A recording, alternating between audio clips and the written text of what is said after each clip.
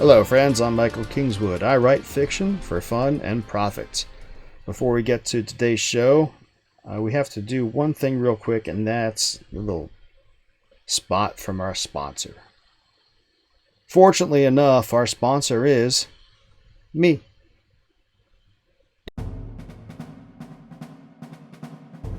In a world of valor and magic, two soldiers flee from their past. An isolated mountain town suffers under the heel of a vicious band of brigands. An offer of redemption for the one, salvation for the other, but not without great risk to both. Action and adventure await in Glimmer Vale, the first book of the Glimmer Vale Chronicles. Get your copy today, wherever great books are sold. Friends, it is Story Saturday. We are going to get to it. Doing some military science fiction today from my project from last year, 52 Stories in 2023, the second volume. This is the last story we're reading on that volume. This is called The Corvus Bridge. It's set in my Icaran Confederation Navy setting, and it's about a ship that's doing some top secret stuff. I wrote it, I'm reading it, therefore it's awesome and you will like it. Enjoy. Corvus's primary star was close by, near enough that the auto-polarization systems had blacked out the forward port third of the observation window on ICS Carroll Hatfield's bridge. But even still, the bridge was bathed in red-gold light that made noon planetside seem dim. Lieutenant Junior Grade Kathleen Gunderson tried not to look at the blacked-out region, but her eyes kept getting drawn to it, inexorably, like a moth to a flame. The comparison made her chuckle inwardly, though after a moment's thought she considered it wasn't that far off from the reality. The ship's course vector had brought Hatfield well inside the orbit of Corvus's innermost planet, closer than Kathy had ever come to a star of any kind. The fact that the primary was a cool K-class dwarf meant that this wasn't a particularly dangerous maneuver, but still, getting this close... "Officer of the deck, approaching point X-ray," said the quartermaster of the watch, from over Kathy's left shoulder, and she turned away from the polarized blackness to look back at the navigation plot. The bridge was laid out like an elongated rectangle, seen from above. The helm's console laid centerline forward, with the navigation in the aft rear corner. The chief of the watch's console was on the starboard side, facing aft. The ladder well leading down to the body of the ship and up to the signal bridge and the navigation observation spaces above lay just forward of the quartermaster's station. Chairs for the CO and XO, both empty, were on the forward, starboard, and port corners of the bridge, respectively. The entire space was ringed with transparent plasteel, allowing a panoramic view of the space all around, with protrusions off to the port and starboard side where the officer of the deck could con the ship during underway replenishment operations. Many ships had the quartermaster and chief of the watch stations upgraded to holographic interfaces these days, but Hatfield wasn't slated to get that until next year's yard period, so the quartermaster was leaning over a flat panel display that was raised to just above waist height. She was a second-class petty officer, as designated by the twin chevrons on the collars of her navy blue underway uniform. Sanchez by name, and she had the silver starburst and crossed sabers of an enlisted stellar warfare specialist on her left breast. As she walked over to the quartermaster's side, Kathy felt the lack of the golden officer's warfare device on her own uniform. She'd been on the ship for almost a year, and her final qualification board was scheduled for 2 weeks from now. Couldn't come soon enough. "What's our ETA, QM2? 3 minutes, ma'am." Kathy looked down at the plot to verify. Not that she doubted Sanchez's word, but Watch Team Backup was one of the pillars of operating in space. On the plot, the ship's course vector was a blue arc ending a short distance away at the navigation point. The data from the ship's inertial navigation gyros and the intra-system positioning satellite system was displayed in a diagonal box on the upper left of the plot, all three references lining up as close to perfectly with one another as was possible, or expected. Kathy nodded, satisfied. "Helm, all stop. Engines to station keeping." From behind, the young spaceman at the helm replied, "All stop. Engines to station keeping. Aye." There was a subtle shift in the ship's sound as the helm adjusted her controls. When the engines were applying acceleration to the ship, their low, almost rumble was just barely discernible above the ever-present ventilation noise. As the gravitics adjusted to station-keeping mode, that rumble became slightly more high-pitched.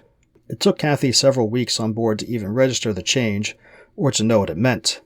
But now it was something she recognized without knowing it, and she didn't even need to look at the helm station, or the ship's status data blocks that were projected onto the observation windows to know that she had performed the ordered action correctly. Chief of the Watch, set flight quarters. Set flight quarters, aye, said the chief from over at her console. A moment later, a chime issued over the 1MC, both from speaker boxes in the overhead and over the implants in Kathy's ears. Then the chief's voice piped throughout the ship. Set flight quarters. Kathy stepped between the quartermaster and chief of the watch to where a series of microphones that looked like old-school telephones for ship-to-ship and intra-ship comms were mounted in the overhead. She picked out the starboardmost one and pressed it to her ear, then pressed a buzzer next to it. A moment later, a deep woman's voice came over the comm. Captain. Captain, also the deck. We've reached point X-ray. Setting flight quarters for the survey team.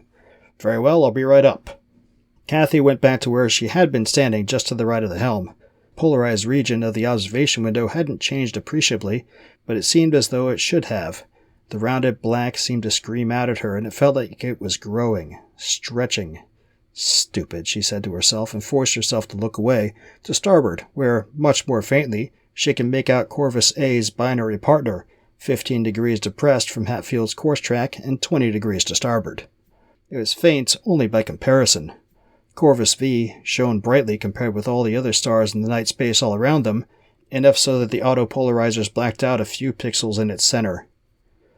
Corvus B was a white dwarf, supposedly the remains of a more massive star that had burned out thousands of millennia ago. But the fact that it was here in the system, which also housed 7 planets, one of them capable of supporting a human colony, though none had been established yet, and that it was in such a close orbit with Corvus A, had some of the Icaran Confederation's top scientists scratching their heads. Because if it had been a G or F-type star and gone through its normal main sequence life cycle, ending up as a white dwarf, how had the planetary system not been swallowed up or disrupted when it went through the red giant stage? The leading theory was that it had been captured at some point in Corvus A's life in such a manner that it had joined the system without disrupting it too much. But not everyone bought that theory, and thus the reason Hatfield was here. Someone had gotten the bright idea to dispatch one of the Icaran Confederation Navy's frigate to escort a scientific team as they studied the binary pair up close and personal. When the CO had briefed the wardroom on their orders, Kathy thought it was a joke at first. What, were the brass worried that one of the stars might shoot the scientists? Corvus was half a dozen jumps for the border with the Sago dominance. The closest non-Confederation system was Melrose, and they had always been on friendly terms, so why a military escort? The captain had nodded along with Kathy's question and quoted Tennyson back at her, "Ours is not the reason why, ours is but to do and die." Real comforting. Something didn't add up. Kathy couldn't help but wonder if... "Captain on the bridge," said QM2 Sanchez, and Kathy straightened from where she had been leaning against the helm station. The captain was taller by Kathy by a good 6 centimeters, and slender in a supermodel way that had always made Kathy feel dumpy by comparison. She had the 2 silver bars marking her as a commander on her uniform collars and the circled star of command above the name tag on her right breast, across from her warfare device. Her blonde hair, growing gray in places, was cut short to just above her collar, and her gray eyes were hard and sharp, giving her a no-nonsense look that made her ready humor a surprise to people who hadn't met her before. She was one of the few career Navy women who had married a man who was also an ICN officer and had to wait to take command of Hatfield until after he had completed his command tour and rotated to shore duty on account of their 3 children. Kathy had wondered if the periodic career pauses she had to deal with, and to be honest, that he had to deal with also, to accommodate her spouse's career progression, made the captain frustrated at all. But at the wardroom get-togethers, the two had seemed an ideal couple, genuinely in love from what Kathy could tell. It made her feel all the more dumpy by comparison. Which was silly, of course, but there it was. Kathy moved over to meet the CO at the quartermaster's station. "Flight quarters are set throughout the ship, Captain." The CO nodded, her lips pursing slightly as she mulled over the plot. "Very well." She traced a finger over the plot, tapping at a position opposite Corvus B from their current location. Also the deck, after the team launches, repositioned the ship to this location, then set condition Omicron. Kathy blinked, surprise making her mind go blank for a second. She looked away from the CO to QM2 Sanchez and saw her eyes rise high on her forehead. As well they should. Condition Omicron meant going darkened ship in full emissions control, MCON. No radar or other scanners, no radio transmissions, no transponder. Passive gravitic sensors only, radio in receive only. Interior systems that generated heat that were not operationally necessary would be secured. Basically, it was stealth mode for combat conditions. But they weren't going into combat, so what's... Off to the deck? Kathy shut her mouth. She hadn't realized her jaw had dropped open until just that second, and returned her attention to the CO. Reposition there and set Omicron. Aye, ma'am. She swallowed. May I ask? Carry out your orders, Lieutenant. The CO put a whip into her tone, and Kathy found herself snapping to attention.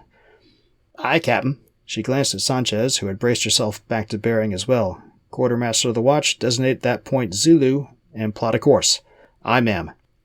Kathy watched as the CO walked over to her chair and sat down, then turned to the display console that was mounted adjacent to her command chair.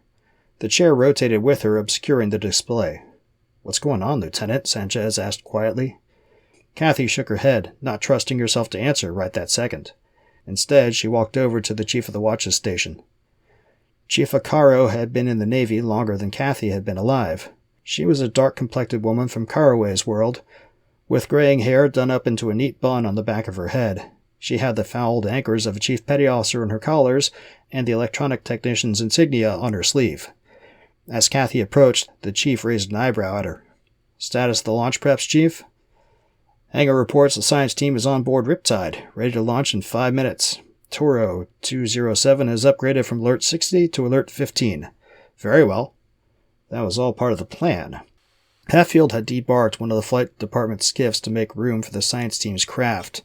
The remaining skiff had been on an Alert 60 status, ready to launch in 60 minutes if called, but the parameters of the mission had required that they upgrade to Alert 15, ready to launch in 15 minutes in case the scientists had a problem requiring assistance while in close proximity to the White Dwarf, which basically meant the skiff's flight crew was suited up and waiting next to the skiff all day long. Sucked to be them, but then that's why they got flight pay. Kathy looked over at the CO, engrossed at whatever she was studying on her console. You heard the captain's order? The chief nodded, her expression neutral. Kathy returned the nod and stepped away and crossed to where the CO sat. Launch in 5 minutes, Captain. The CO didn't look away from her console, just nodded. Very well. Kathy edged a bit closer and lowered her voice so it wouldn't carry. What's going on, Captain? The CO's lips turned downward into a frown, and she sat motionless for a moment. Then she tabbed off her console screen and turned back to look at Kathy.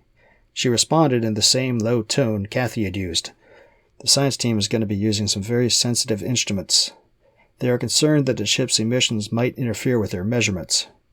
Her expression was professionally neutral, but there was something in her eyes. She was holding something back. Okay, but why can't they just calibrate their gear to filter it out? They know our frequencies. The CO's left eyebrow rose. Remember what I told you in the wardroom? Tennyson again. Kathy nodded. The CO returned the nod. See to your duties. Yes, ma'am. The minutes passed with only a little bit of drama when Kathy informed the engineering officer of the watch in maneuvering and the CIC watch officer down in CIC of her intention to set Omicron in an hour and a half. That was how long Sanchez computed it would take to reach Point Zulu. Apparently the news took them both by surprise as much as it had Kathy, and the engineering officer of the watch in particular raised objections on account of some maintenance evolutions that had been planned but were now going to have to be scuttled. The engineering officer of the watch on watch was the main propulsion assistant, and she felt keenly the mess that would make of her division's maintenance schedule. But they acceded, of course. Moments later, Chief reported, Officer of the deck, from the hangar bay, Riptide launch in progress. Kathy moved to the stern section of the bridge and looked aft. The length of Hatfield's hull stretched 150 meters or so aft from the bridge section. A little bubble, centerline at the rearmost extent of the hull, housed the control tower, and a red strobe was flashing from atop it, indicating that launch or recovery was in progress. It was a slow process until it wasn't, and completely invisible from Kathy's perspective until the science craft Riptide abruptly rose above the ship's hull, yawing around to point its bulbous piloting blister forward toward the bridge. Kathy could just make out the shape of the civilian pilot who had accompanied the scientist in his piloting couch as the craft seemed to hover over top Hatfield for a second, Then it shot forward and to starboard, passing well clear of the bridge as it accelerated away and then down toward the white dwarf. Kathy followed Riptide with her eyes for a few seconds, watching it grow quickly smaller until it was just a dot, surrounded by a blue square that was projected onto its location in the observation window by the ship's tracking systems. A blue course vector was laid down atop the square, and velocity and range data displayed just below it. Range was in red due to its proximity to the ship. When the craft's range passed 100 kilometers, the range data flashed to blue, and Kathy nodded to herself. Quartermaster, activate the track to Point Zulu. Track is active, officer of the deck. Very well. Helm ahead standard. Auto track for Point Zulu. Auto track for Point Zulu. Ahead standard. Helm aye. The rumble of Hatfield's engines lowered in pitch, and the ship's bow dropped and yawed to starboard. Kathy felt like her stomach should be popping up into her chest, and without the grav plates in the deck maintaining a standard gravity in the down direction, it would have. Now seeing the starscape sweeping across the observation window as the ship shifted course to its new destination gave her a feeling of vertigo for a second, but only for a second. Then they were on course under 5 standard Gs of acceleration for the opposite side of the white dwarf. An hour and a half later, they were station keeping at Point Zulu, and Chief of the Watch reported condition Omicron set throughout the ship. Kathy's view was much less interesting than it had been just a few minutes before. With condition Zebra and condition Omicron, the blast shields outside the bridge observation windows were closed, part of the preparation for combat conditions. Plasteel was tough, very tough, but not as tough as proper armor plating, so it needed closing when incoming fire was possible. Completely understandable and practical, but it did make for a drab panorama compared to normal operations. The ship's status displays and track information boxes, along with squares or circles around each track ship's relative position, remained on the observation windows, so Kathy had her situational awareness of the contact and navigation picture around the ship. But now those information windows were plotted onto dark gray metal, and not the starscape. Much more drab. Time passed, and occasionally voice updates from Riptide came through over the ship-to-ship radio. The updates didn't mean much to Kathy, but she supposed the members of the science team, who had remained aboard, setting up their workspaces in the ship's classroom the flight department normally used, found them riveting. There was also a data stream, Kathy knew, relayed around the dwarf to the ship by drones the science vessel had deployed. No doubt the folks in the classroom were enjoying the hell out of that as well, but for her, with nothing to do but maintain station for the remaining hour and a half of her watch, it promised to be exceedingly dull. The CO didn't leave her chair, though, so Kathy couldn't let her boredom show.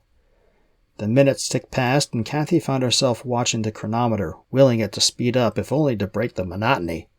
Whatever intrigue she had felt about this mission had faded beneath the weight of inaction, and anyway, lunch was calling. And then she had studying to do for that final checkout on rules of engagement with the XO, so she could be all ready for her board coming up. And that was going to be a tough checkout, she was sure. And she had divisional paperwork to do, and wardroom training to prepare for next week, and bridge, combat, strong Gavidic surge bearing 250 Mark 35. Kathy practically jumped off her feet. The call from CIC was so unexpected. Automatically, she turned her head to the bearing the CIC watch officer had announced.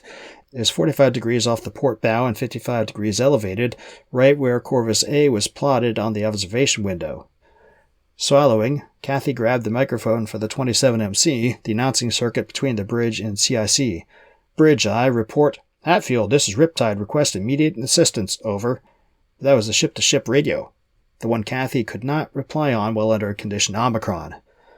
Launch Toro 207, officer of the deck, said the CO, the whip cracking in her voice again. Secure from condition Omicron. Aye, Captain. Chief of the Watch, launch the Alert 15. Secure from condition Omicron. The chief passed both orders and flipped a series of switches on her console. A mixture of red gold and white light began spilling onto the bridge as the blast shields rose all around. Immediately, the port side began polarizing, but even with that, it was obvious something was different. The light was just as bright, but more diffuse, like there had been a merging of illumination sources or something. In her head, Kathy chided herself. Of course it was different. She had seen the polarization change as they rounded the far side of the white dwarf. The dwarf's polarized pixels had grown in number as its relative brightness compared with his partner increased, and Corvus A's decreased, a little. But even as Hatfield completed positioning itself, the polarization areas had been distinct. Now it was one big blob of artificial blackness that stretched from 30 degrees off the port bow to just abaft the beam. The CO's eyes widened. Helm, hard to starboard. Steer 070 mark 125 ahead flank. The helm jerked in her chair. Ahead flank. Steer 070 mark 125, helm aye. The captain has the con, Kathy announced. Again, the ship yawed to starboard and dipped downward, the starscape swaying momentarily until Hatfield reached her new course vector. The engine's rumble grew steadily deeper as the acceleration increased to Hatfield's maximum rated 18 standard Gs. The CO watched as the polarized area rotated around the observation window until it was directly astern, then mouthed what Kathy had to assume was a curse and turned to peer into her command console. Kathy hurried over to her side. The CO was reading an official naval document, bordered in yellow for top secret. Captain? The CO looked back at her. Take the con off to the deck. Maintain this heading and acceleration. If you need me, I'll be in the flight department classroom. Yes, ma'am. With that, the CO tabbed off her console display and hurried over to the ladder well. A moment later, she vanished from the sight, heading below. Attention on the bridge. Lieutenant Gutterson has the deck and the con, Kathy announced. Her watchstanders acknowledged, one and all, Chief included, looking at her with openly perplexed expressions that demanded an answer as to what the hell just happened. Kathy spread her hands in a hell if I know manner, then she said, Status of the alert launch, Chief? The Chief looked back at her console. 8 minutes. Very well. The skiff launched exactly when the Chief advertised, rising from the stern of Hatfield and immediately accelerating way toward the polarized area astern. Between the skiff's 30 G maximum acceleration and Hatfield's 18, it was almost no sooner launched than vanished from visual sight. Its ship-to-ship comms were clear enough, though, and unsettling. In the extreme. The next day, Kathy sat at the table of the Hatfield's wardroom. All of her bridge watchstanders were present, as were the personnel who were in CIC and the crew of Toro 207.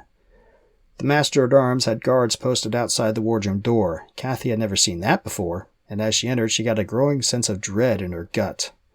The CO sat in her chair in the center of the wardroom table. Dr. Tamerley, the chief of the science team, a salt-and-pepper-haired man in his early 60s with a bulging belly beneath a plain blue-colored shirt, sat next to her right. The XO was on her left, and the Command Master Chief was next to her. Ladies, the CO said, you are here because you were direct witnesses of yesterday's incident, and I want you to know why you can never talk about it to anyone. Her brow furrowed. Ever. She gestured to Dr. Tamerley. He worked his jaw for a moment, and Kathy had the distinct impression he really did not want to be doing this. He looked sidelong at the CO, and they seemed to have a silent battle of wills for a second. Then he sighed and nodded, looking away from her, back to Kathy and her group. What you were told about our experiment was true, but not complete. Color me shocked, Kathy didn't say, but from the expressions all around her, everyone else was thinking the same thing. The geometry of the Corvus binary pair is puzzling for all the reasons you were told. But what you weren't told is that our computations showed that the gravitic permutations of its geometry meant this system was right to spawn the formation of a new jump point sometime in the next 50 to 100 years. That was interesting and rare, but not unheard of. The New California system only fully joined the Confederation after a new jump point formed in its neighboring system, which led into the Sago-dominant space. That was only, 10 or 15 years ago? Something like that? Kathy knew other spawning jump points had been discovered and plotted elsewhere as well, so why should that matter here? Dr. Tamerley answered her unspoken question. In the past, when we've seen new jump points form, the linked system has been unknown, and that has led to complications. Our project was the attempt to coax the formation of a new jump point to a location of our selection. Where? Asked Lieutenant Massano, the woman who was the CIC watch officer. Dr. Tamerley looked back at the captain, clearly asking her to let him off the hook without asking her. She gestured for him to proceed, and he sighed. Several months ago, ICS Hatherley had an encounter on the border with the Sago Dominants. A vessel from a hitherto unknown power on the other side of the Dominants, who was fleeing from them, passed into our territory asking asylum. The personnel on that ship gave us navigational data for a number of systems from their home through the Dominant space to us. They also gave us information of another nation who is the Dominants' rival, perhaps even an equal, on the far side of the Dominants from our space, the Korathi Empire. We sought to coax open a jump point from Corvus to this Korathi Empire in order to make direct contact with them. Kathy blew out a long, low whistle. If what the good doctor said was correct, that could have huge ramifications. She was no grand strategist, but even she could see that, except... "Have you ever done this before?" she asked. Dr. Tamerley shook his head, and Kathy couldn't help but snort. "You didn't think maybe it might be better to have your first attempt not be into a stranger's backyard? A controlled experiment, you know?" The captain said "Lieutenant" in a not reproachful tone, but one that nevertheless said for her to can it. Kathy did, but the doctor glowered at her nonetheless. He opened his mouth to reply. "So what happened?" asked QM2 Sanchez. Dr. Tamerley blinked, then looked from Kathy to QM2 and back. Then he shrugged, and after staring a dagger at Kathy, answered Sanchez. "We're still analyzing the data, but it appears the gravitic geometry was not yet stable enough to support bridge formation. As you know, when the tensor strength approaches singularity, the..." He trailed off, seeing the expression on QM2's face, and then cleared his throat. "Yes, well, suffice it to say that rather than open a jump point, the result was a shift in the gravitic geometry of the Corvus pair, so that Corvus B is now within the tidal boundary of Corvus A. As a result, material from Corvus A has begun flowing into Corvus B. Quite a fascinating turn of events, actually. One that we had considered, but ruled out as being so unlikely that—" "Wait a minute," Chief Icaro said. "Won't that cause a supernova?" Dr. Tamerley blinked, and then nodded. "A Type 1a supernova, yes, but most likely not for many tens of thousands, perhaps millions of years. There's no immediate danger." "How comforting," the chief said, sounding not at all comforted. Kathy couldn't blame her. She had the urge to get the hell out of the Corvus system right the hell now, no matter what the science team's assurances. They hadn't exactly shown themselves to be pillars of inerrancy so far. "This was classified as a special access program," the CO said, "but as you are all witnesses, I believe, and the Admiralty agrees, that you need to understand why this needs to be kept secret. So I asked for and received permission to read you in." She leaned forward in her chair, fixing each of them with her command gaze. "You can never speak of this incident with anyone, even yourselves. After we leave this room, it never happened. On pain of a lot of prison time. Understood?" Head nods all around the table. Kathy joined in. The CO nodded and looked back at the XO. The XO said, "I've got some paperwork for you all to sign, and then you'll all be free to go back about your duties." "Thank you, ladies," the CO said, and rose from her chair. Everyone else stood as she did, and then they all filed past the XO and, one and all, signed their lives away on the dotted line. They allow men and women to serve, but there are issues with mixed crews, which I was a submariner, so I didn't really see it firsthand. Well, because there weren't any women on the boats until after I was done going to sea on them.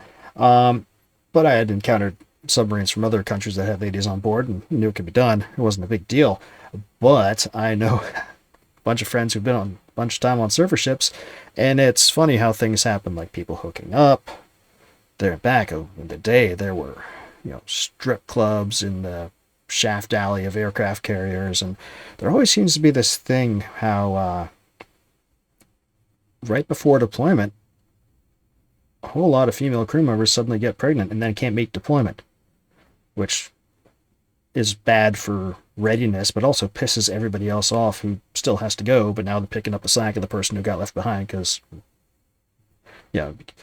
it's a medical condition, so you can't really, hold it against anybody. However, when it happens predictably, it gets a little suspicious after a while. And so a bunch of folks have gotten cynical about that. So to avoid that kind of chicanery, the Confederation Navy has ships for women and ships for men. Now, just like on submarines before we integrated the crews, you will send, went to sea with women on board my subs a bunch of times for short duration shipyard workers, people who are doing tests, what have you. You adjust, and it's good. So on this female ship that we covered in this story, a lot of the scientific crew were men, and it's not a big deal for short duration. But you make accommodations, right? So that's why all the officers and crew on this ship are ladies, because that's how the ICN does business. Consequently, if you look at the demographics of the ICN, there are significantly fewer ships for women than for men, just because men tend to want to do military things more than women want to do, right? So they figured out what numbers recruiting works in order to maintain the fleet, and then they accommodate it and go from there. So that's how they have it set up. Not that you don't have chicanery on single sex boats. The things happen, right? But I remember there was this one submarine crew while I was in one of the boomers down in Georgia. There was a big scandal that wasn't talked about too broadly, but one ship was out to sea with one of the crews, and the wives who were back home got busted because the wives were running an escort service while their husbands were away, and the XO's wife was the madam. You can't. It's true. It really happened. You can't make this stuff up. So just because you're not integrating crews doesn't mean you're never going to have issues. They're rarely as weird as that. But that's how the ICN deals with it. I just figured that made sense for my Navy world in the space. But anyway, I think this is kind of a cool story. A little top secret experimentation kind of gone awry. No harm, no foul, right? But still kind of neat. I hope you liked that. If you do like it, then you should come back next week for the next one. Next week we are entering... Oh, that's fun. 4. Next week we are entering Volume 3 of last year's project. And we're going to be reading the first story from that. And that's called Whitley's Havoc Makers. It's another Pickering Confederation Navy story. It is about torpedo men on board the ship. Because just like you have photon torpedoes in Star Trek, you got torpedoes in my space navy too. Not photon torpedoes, they're different, but they still have torpedo men. So that'll be fun. So hope you like that. Make sure you go check out the Substack where I am paralleling these stories and other stories in print. michaelkingswood.substack.com. And if you haven't already yet, come by here, you're liking these stories, make sure you subscribe to the channel, like it, tell all your friends, and go buy books. michaelkingswood.com/store. We'll get you my company store, what will get you all the books you want in the formats you want. Maximum profit to me. michaelkingswood.com/books to read. The number 2 will get you to all the other retailers and the various titles that I have out there, should you want to go through them instead. That's okay, either way. I get bucks, I'm happy. You get cool stories, you're happy. It makes life good. So we're going to cut it short here because I think I've gabbed enough. Hopefully you will join me next week for the next story. And stick around the channel for other things. Restarted up my video game career by calling it business. So we'll be doing some of that. And I'm doing a lot more music reacting stuff because I like music. And it's fun. So stick around for that too. Either way, I'll see you next time. Until then, don't do anything I wouldn't do.